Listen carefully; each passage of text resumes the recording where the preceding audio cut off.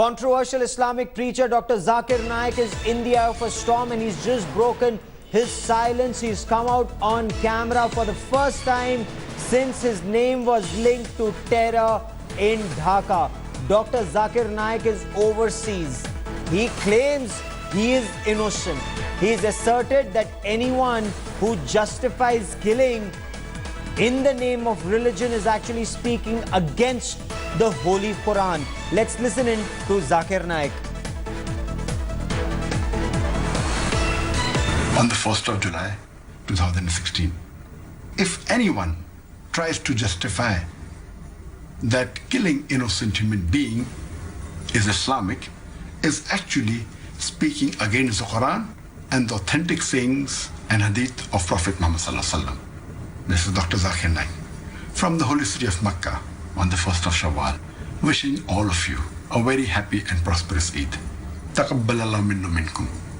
May Allah subhanahu wa ta'ala accept the good deeds, prayers, du'as and sacrifice of us and you.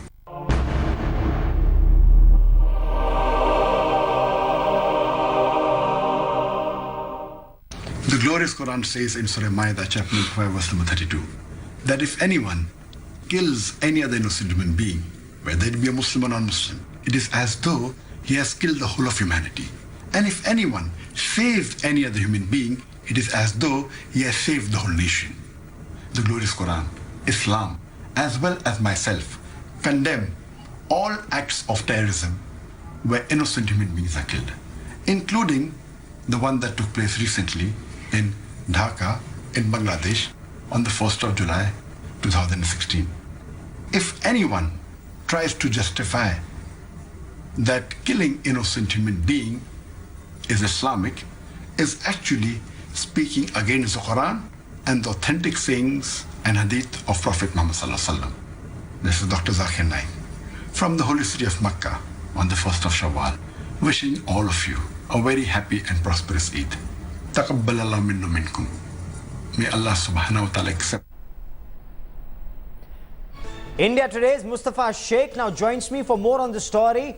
Mustafa, the controversial preacher in the eye of a storm, how different is what he's saying today from what he's been quoted as saying online, especially when he refuses to condemn an Osama bin Laden or when he tries to justify a suicide attack? Yes, of course, Gaurav, the question to ask is whether the damage has been already done for Zakir Naik, whether his speeches which he had given in the past motivated radicalism, and now whether he's trying to clarify his stand. He is in Makkah, which the video proves in the background. There is Makkah and he has done Hajj and Umrah there. But the question to ask is, he is clarifying again and again. But the videos which were there online and which were freely available and everybody accessed it, also it was quoted by one of the terrorists in Dhaka attacks. So the question to ask is, what was the motive of Zakir Naik for giving the earlier speeches which he had given, and whether he's clarifying now, but whether the agencies, what evidence do they get to prosecute him, and what can he be booked under any section for the previous speeches which he had made, Gaurav? Okay, keep tracking that story. I will come back to you for more.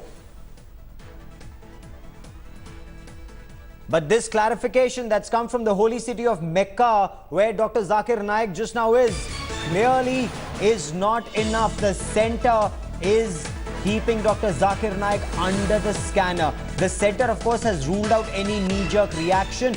Minister of State for Home, Kiran Rijiju, has said that the center cannot order a ban or take penal action against anybody until a probe is carried out. The National Investigation Agency is going through speeches and posts of the controversial Islamic preacher to find out if he has glorified terror. The Maharashtra government too has ordered a probe. Maharashtra Chief Minister Devendra Fadnavis has asked the Mumbai police to probe his antecedents and speeches.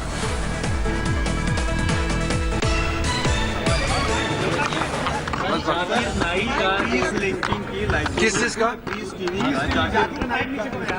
आवाज नहीं आ रहा piece TV जिस पे जाकिर नाइक का speeches चलते ground link licence नहीं था, फिर भी वो टेलीकास्ट हो रहा था। उस पे क्या आप लोगों ने उसका लाइसेंस रद्द करने का या कोई एक्शन ले रहे हैं? देखिए, मैंने पहले भी कहा कि इसमें हम अनाउंसमेंट नहीं कर सकते हैं। कार्रवाई जो भी करना है वो कार्रवाई होने से आपको पता चलेगा कि सरकार कितना गंभीरता से इस मामले को देख रहे हैं।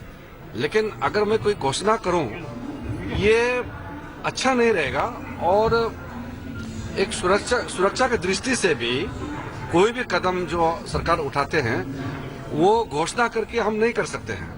हमारे एजेंसीज को जो करना है वो करेंगे, क्योंकि एजेंसीज सरकार को रिपोर्ट दिया हुआ है। We will track the story very closely, but let's now take a look at our new primetime show on the biggest developments through the day. All the top stories, top 7 at 7.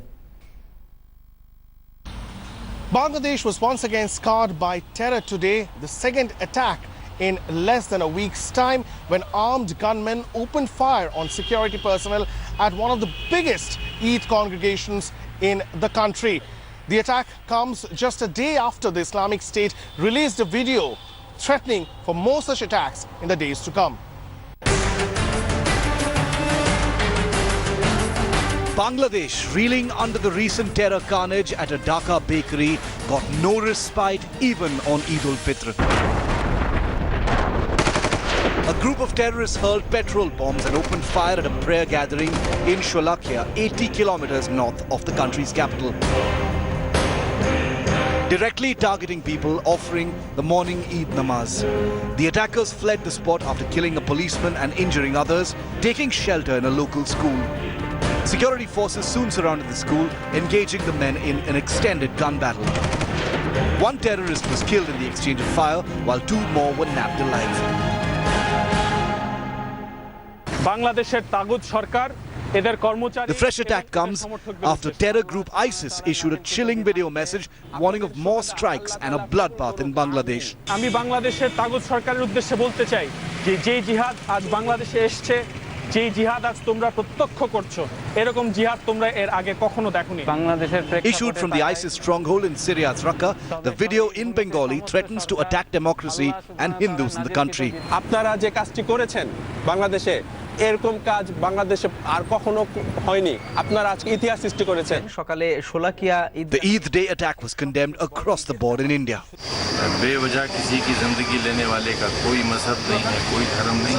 जो आतंक फैलाते हैं हमारे देश में या देश के बाहर, उनके खिलाफ तो सब दुनिया को खड़ा होना चाहिए। इन सब के पीछे पाकिस्तान की साजिश है और पाकिस्तान बेस्ड ग्रुप है, ये काफी समय से वहां से कर रहे थे, इनका पुराना लिंक है। India has meanwhile rushed a team of the elite NSG to analyze the attack on the Eid prayers and the bakery siege. Dhaka has formally sought help from neighboring countries, including India, to tame the terror menace. নিহত সন্ত্রাসীদের শনাক্তকৃত পরিচয় থেকে দেখা গিয়েছে যে তারা সবাই বাংলাদেশী বিভিন্ন নিষিদ্ধ ঘোষিত জঙ্গি সংগঠনের সদস্য। The second deadly attack within a week highlights the big threat Bangladesh faces from terrorists. Bureau Report, India Today.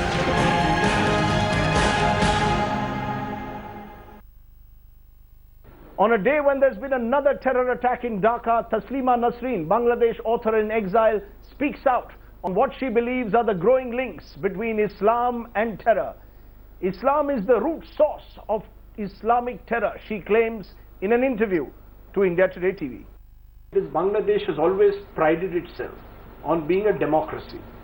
Bangladesh has prided itself on the fact that fundamentalists have been pushed to the margins. And when I interviewed Gohar Rizvi, the secretary to the advisor to the Bangladesh Prime Minister, he said that the reason they were targeting Bangladesh, these terrorists, were because Sheikh Hasina had taken a tough stand on fundamentalism.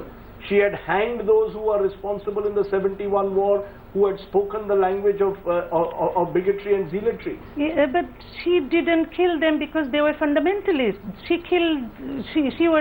She was against them because they were war criminals. You know, war criminals. You know, the war criminals of Second World War, still they're getting punished. Why not 71's war criminals? They are getting punished. But hasn't the Bangladesh government taken on the fundamentalists, which is why the fundamentalists are trying to strike back? Isn't it true that a majority of Bangladeshis represent a more moderate Muslim voice?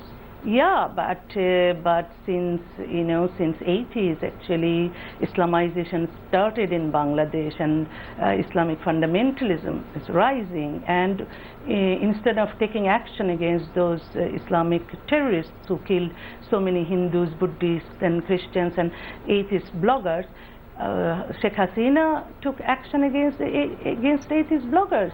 She created law, to violate freedom of expression, and she arrested many atheists. Are you saying bloggers. that Sheikh Hasina has not acted against Islamic fundamentalism in Bangladesh? No. She has not acted against them? No, not and at you all. believe therefore she is part Not at all. She has very good relation with Hifazat Islami, and she created Ulama League in her own party. It's her own party who are fundamentalists, who are against atheist bloggers. They think that atheists should be killed. You don't believe therefore what she is trying to say is that I am fighting a political battle against those who actually are misusing Islam. I am fighting a political battle against those who are abusing the name of Islam, who are not true Muslims. You don't accept that? No, not at all. She reacted against those killers only after that Dhaka cafe terrorism.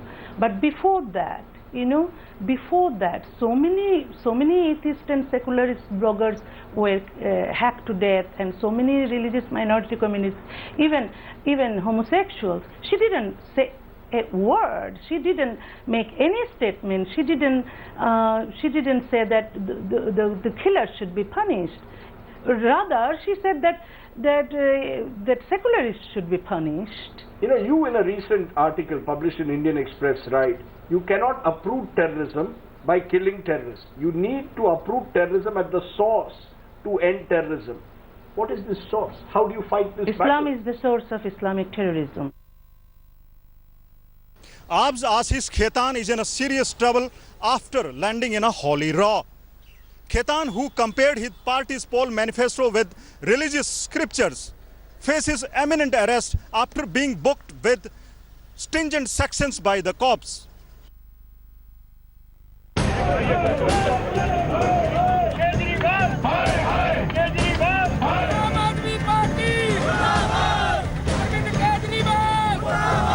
He has said sorry for comparing the Aam Aadmi manifesto with the Guru Granth Sahib, Gita and Bible.